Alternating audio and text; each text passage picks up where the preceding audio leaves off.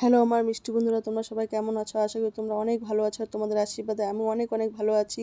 তো আমরা এটা কয়েকদিন আগের ভিডিও ছাড়া হয়নি, তো তোমাদের সাথে এখন শেয়ার করছি। তো দেখতে থাকো, সঙ্গে থাকো। তো দেখো যাচ্ছি আমরা। তো আমার হলো বোন আর আমার ছেলে। তো দেখো বাড়ির থেকে আমরা রুটি বানিয়ে নিয়ে গেছিলাম, সেটাই আমরা বসে খাচ্ছি ট্রেনে এখন। তো দেখো আমরা পৌঁছে গিয়েছি। আমরা এখন রুমে গিয়ে ফ্রেশ হয়ে চা এদিকে ধোসা নিয়েছি। খাওয়া দাওয়া করে, সকালে খাওয়া দাওয়া করে আমরা একটু বাইরে বের হয়ে গেলাম ঘোরার জন্য। তো দেখো আমরা চলে আসলাম কোথায়, এই হলো কলকাতা সায়েন্স সিটি। খুব সুন্দর একটা জায়গা, আমার তো ভীষণ ভালো লাগে। তো দেখো টিকিট করে আমরা ভিতরে চলে আসলাম। তো ভিতরটা দেখো এত সুন্দর জায়গা, কি বলবো বন্ধুরা, খুবই সুন্দর একটা জায়গা। আমার তো ভীষণ ভীষণ ভালো লেগেছে। চারিদিকে সবুজ সবুজ, কত সুন্দর ফুল বাগান, আরও অনেক জিনিস আছে। আর ভিতরে অনেক জিনিসও দেখার মতন আছে। দেখো এত গরম ছিল, দেখো আমরা গিয়ে ঠান্ডা কোক কিনে খেয়ে নিলাম। আর ভিতরে অনেক সুন্দর সুন্দর জিনিস আছে দেখার মতন। অনেক টিকিট করে সব জায়গায় যেতে হয়। তো এত রৌদ্র ছিল, গরম ছিল, আমরা যাইনি কোথাও, এমনি বাইরেটাই দেখেছি ঘুরে। খুব সুন্দর। আর এত রোদ্দুর ছিল, দেখো বন্ধুরা আমি রোদ্দুর তো একটু হেঁটে হেঁটে তোমাদের সাথে সব কিছু শেয়ার করছি।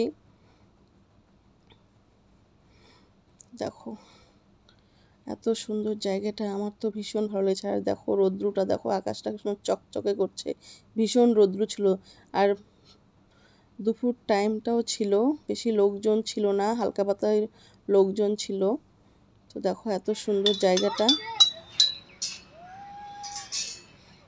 আর আমার ছেলে দেখো বাচ্চা মানুষের মতন খেলছিল, ওর মাসি আর ও দেখো দুজনে কি কথা বলছিল। এদিকে মাছের এই পাশে কথা বললে ওই পাশে আওয়াজ হয়।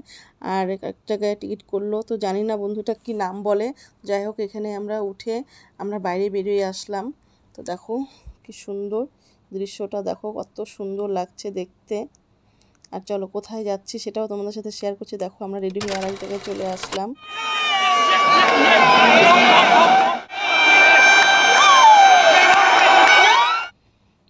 বললাম না কয়েকদিন আগের ভিডিও আমার ছাড়াই হয়নি বন্ধুরা, প্লিজ তোমরা একটু দেখো।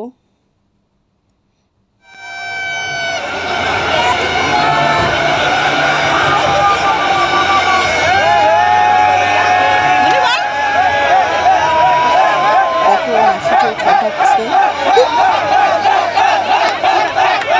ভীষণ মজা করছে সবাই, খুব আনন্দতে আছে সবাই। আর দেখো আমরা এখন চলে আসছি। তো দেখো ট্রেনের থেকে একটু বাইরের দৃশ্যটা তোমাদের দেখাচ্ছি। আরে দেখো আমার ছেলে, আমি বসে আছি, প্রচণ্ড গরম ছিল ট্রেনটায়। তারপরে আমি একটু জানলার সামনে বসে আছি, তো দেখলাম ট্রেনটা এরকম করে যাচ্ছে। তো আমি একটু ক্যামেরা বন্দি করে তোমাদের সাথে শেয়ার করলাম। বন্ধুরা কেমন হয়েছে ভিডিওটা অবশ্যই কমেন্ট করে জানাও। অন্য কোনো